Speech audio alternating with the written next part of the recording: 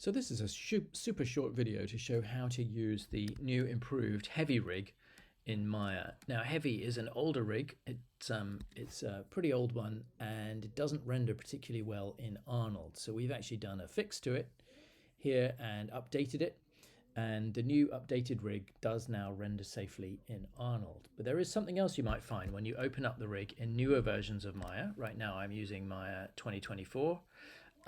And you will find that Heavy looks very dark. His texture looks very dark. This is actually something that's pretty easy to fix.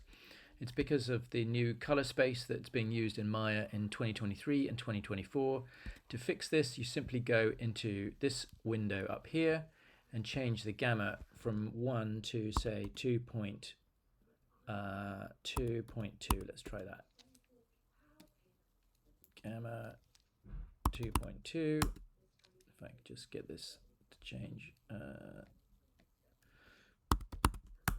There we go, 2.2, and now Heavy looks nice and bright and pretty much the way he always did. So now you can animate him and actually be able to see what you're doing. So happy animating with Heavy. If you can't download, or if you want a copy of the rig that is compatible with Arnold, that will render successfully in Arnold, then just send me an email and I will send you a copy.